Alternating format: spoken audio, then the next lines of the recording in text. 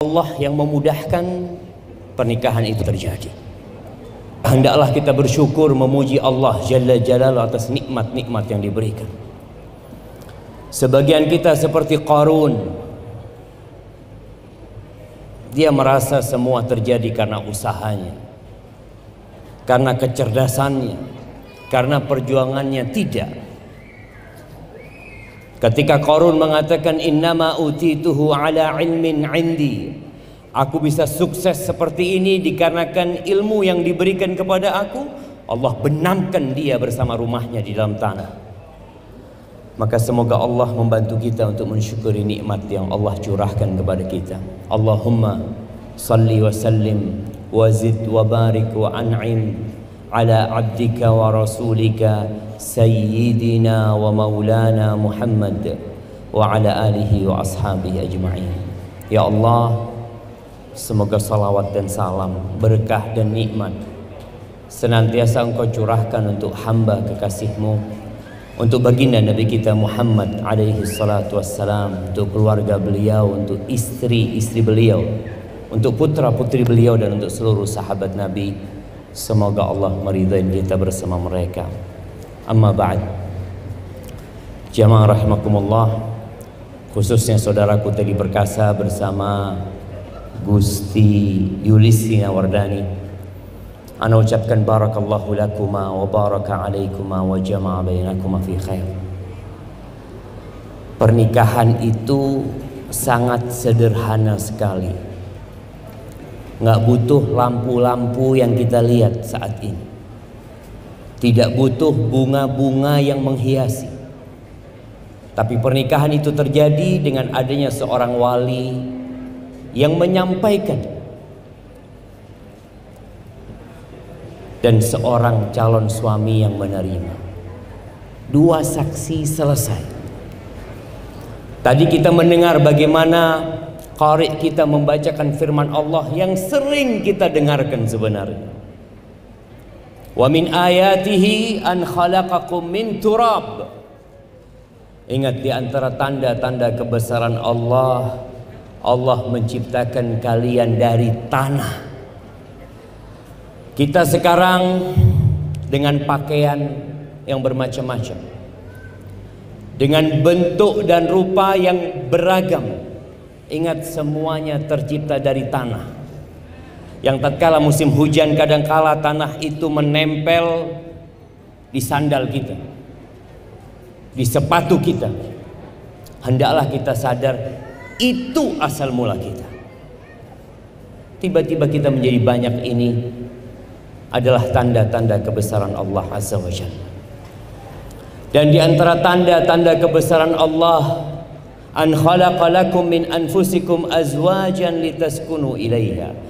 Allah jadikan pasangan hidup kalian dari diri kalian sendiri. Untuk apa? Agar kalian condong dan tentram kepadanya. Bagaimana tatkala seorang menikah belum ada cinta? Menikah itu nggak harus cinta, nggak harus sayang, tapi kita menikah dengan seorang yang cocok, tepat, sesuai dengan kriteria. Adapun cinta, Allah mengatakan wa ja'ala bainakum mawaddatan wa rahmah. Allah yang menjadikan antara kalian cinta dan kasih sayang. Berapa banyak orang yang menikah karena cinta tapi berpisah di tengah jalan. Kemana cintanya? Hilang. Inna fi dzalika laayat liqaumin yatafakkarun. Yang seperti itu ada tanda-tanda kebesaran Allah buat orang yang mau berfikir. Tapi banyak di antara kita yang sampai tua tidak mau berfikir. Ahibati fillah, tidak ada alasan bagi seorang laki-laki berzina. Kita tahu Indonesia ini sejak tahun 2010 lebih sudah darurat seks bebas. Kira-kira 63,1% banyak mereka yang sudah melakukan seks sebelum pernikahan. Apa alasannya berzina? Apa? Sedangkan pernikahan itu mudah sekali. Kemudian Allah Azza wa Jalla memberikan peluang Bagi yang tidak cukup dengan satu istri, kata Allah, fankihu ma tabalakum minan nisa mathna wa thulatha wa ruba'.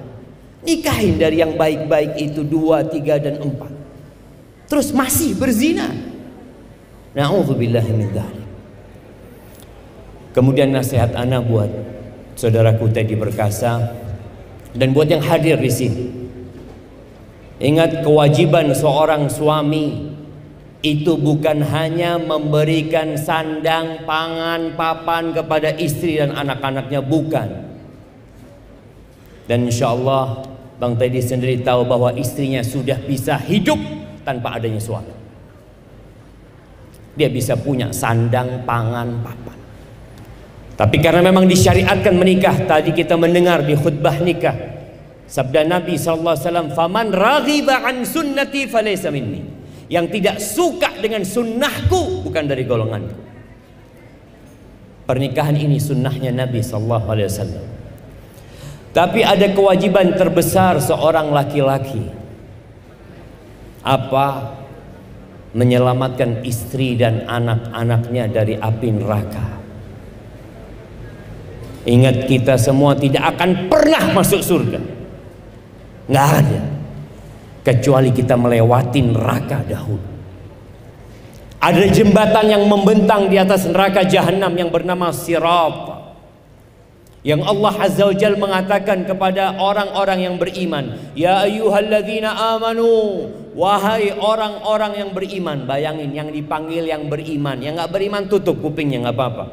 Panggilan ini khusus buat orang-orang yang beriman. Allah mengatakan, qu anfusakum wa ahlikum nar. Jagalah diri kalian dan keluarga kalian dari apa? Dari banjir, dari gempa, dari kebakaran, dari api neraka. Kita bisa bayangin ya, bagaimana orang tua tatkala rumahnya kebakaran.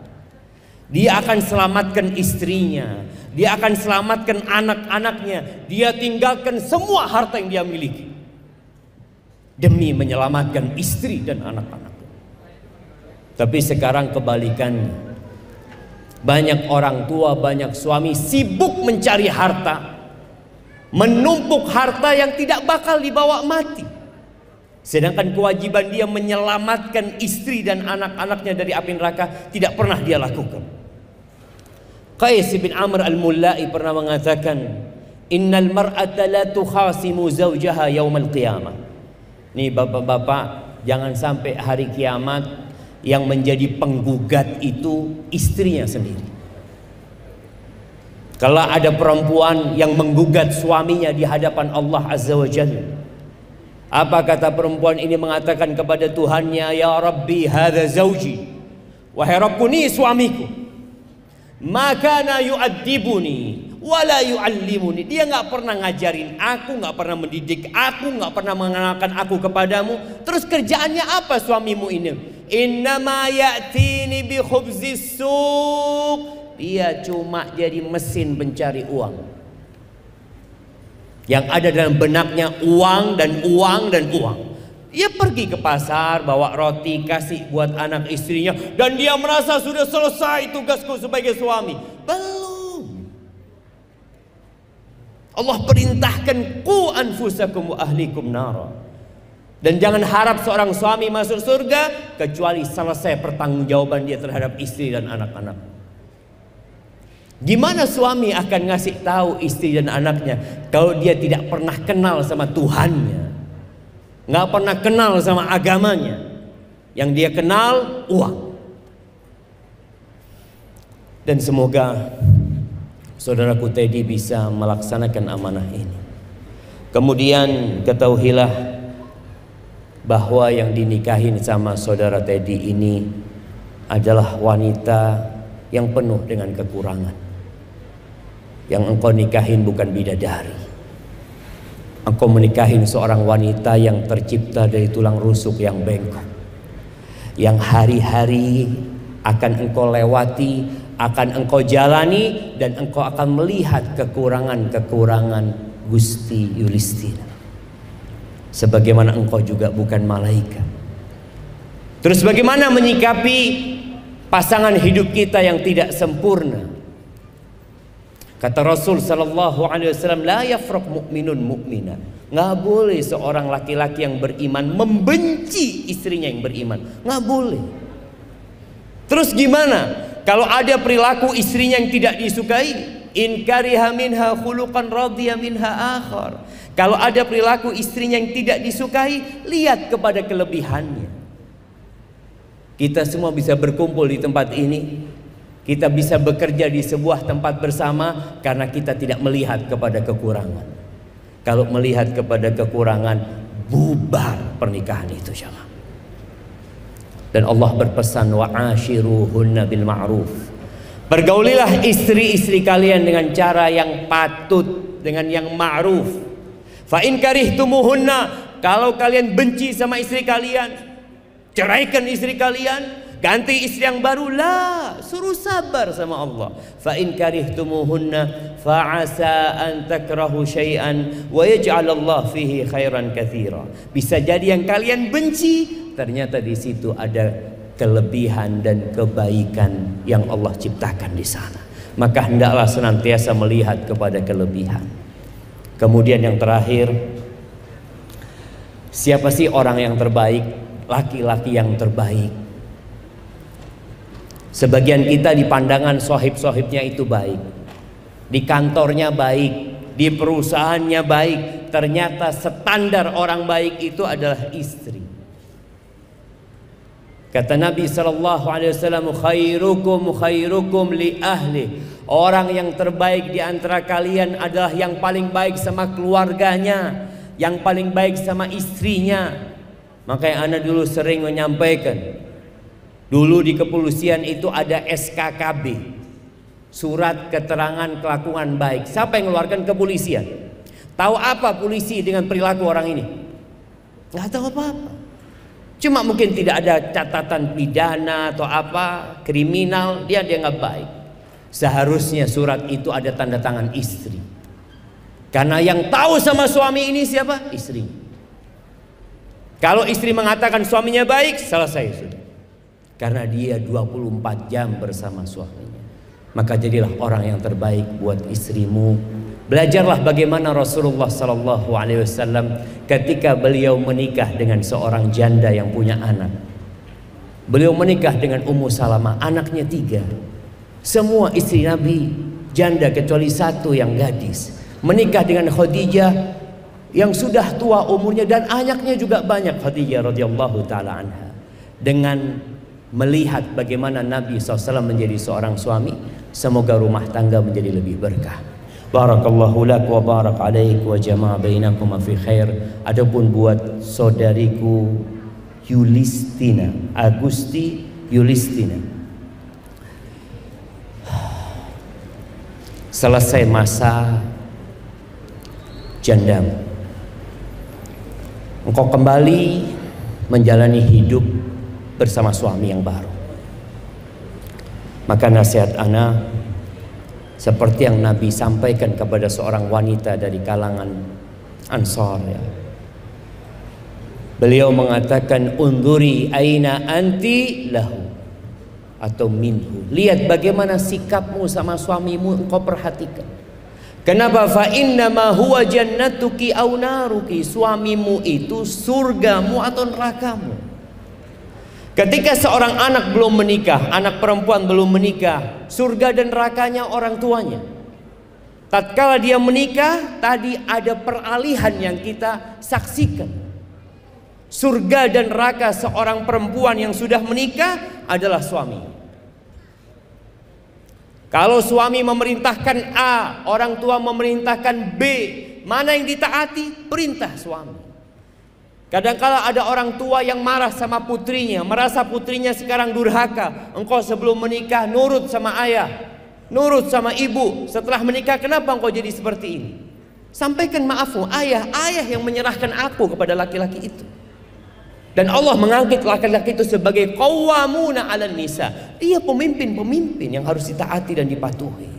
Maka lihat, banyak wanita yang masuk neraka bukan karena tidak sholat, bukan karena tidak rajin sedekah, bukan karena tidak puasa, tapi kata Nabi SAW, uritun nar fa idza aktsaru ahlihan nisa.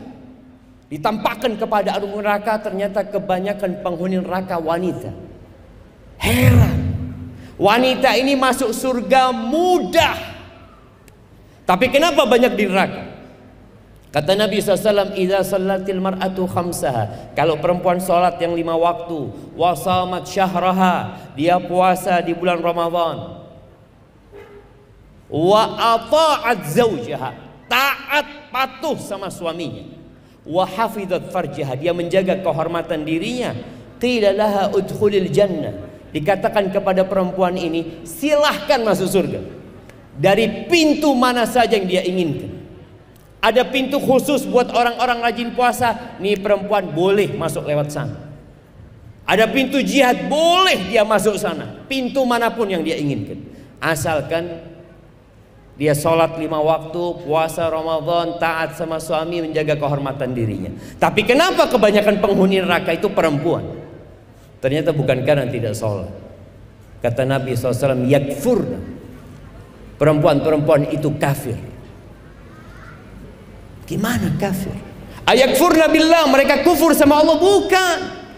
Yakfurnal ashir wa yakfurnal ihsan, perempuan itu kufur sama suami, kufur sama kebaikan-kebaikan suaminya. Maka hati-hati perempuan yang rajin ibadah, jangan terkecoh dengan ibadahmu kalau ternyata engkau kufur sama suami. Sampai kata Nabi SAW nih, lau ahsanta ila ihdahunna dahr, kalau engkau berbuat baik kepada istrimu, salah satu dari perempuan-perempuan itu 1 tahun full kau berbuat baik, lalu istrimu melihat satu kesalahanmu, perempuan itu akan mengatakan, ma ra'aitu minka khairan qad, enggak pernah engkau menyenangkan hatiku, enggak pernah aku melihat satu pun kebaikan dari. Maka hati-hati dengan sifatnya. Maka lu istrinya, lihatlah kepada kelebihan suamimu, terimalah suamimu apa adanya. Memang seperti itu suami. Kemudian yang terakhir, Nabi pernah ditanya tentang khairun nisa, wanita yang terbaik.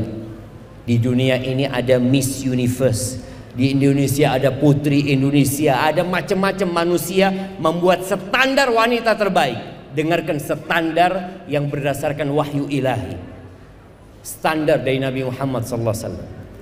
Yang pertama, perempuan yang paling baik itu allati idza nadarta ilaiha sarratka, kalau dipandang menyenangkan hatimu. Jadi perempuan bukan karena dia cantik, tapi karena dia pandai mempercantik dirinya di depan suami. Ana rasa hal yang ini banyak dilupakan sama perempuan. Banyak perempuan cantik kalau datang ke acara walimah, resepsi, sampai suami itu kalau ngelihat istrinya cantik, dia satu yang dia tanyakan, mau kemana?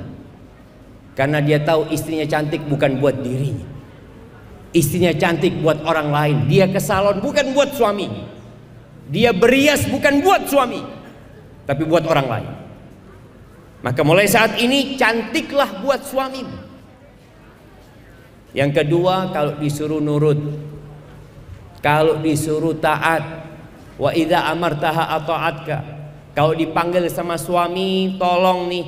Kadang-kala banyak wanita lebih berat sama anaknya. Anaknya menangis, suaminya manggil, mana yang didahulukan? Suaminya. Anaknya biarin dulu. Kalau bayi nangis, insya Allah digendong berhenti. Tapi kalau suaminya yang nangis, repot. Maka hendaklah suaminya yang lebih didahulukan. Kemudian kalau sedang tidak di rumah, jaga kehormatan diri. Karena itulah syarat-syarat menjadi wanita yang terbaik. Ana doakan saudara kita Teddy Perkasa bersama Gusti Yulistina, semoga pernikahannya diberkahi oleh Allah Azza wa Jalla. Barakallahu lakuma wa baraka alaikuma wa jama'a bainakuma fi khair. Allahumma subba alaihim al-khaira sabban ولا تجعل عيشهما كدا كدا ربنا هب لنا من أزواجنا وذرياتنا قرة أعين واجعلنا للمتقين إماما وسبحان ربك رب العزة عما يصفون وسلام على المرسلين والحمد لله رب العالمين والسلام عليكم ورحمة الله وبركاته.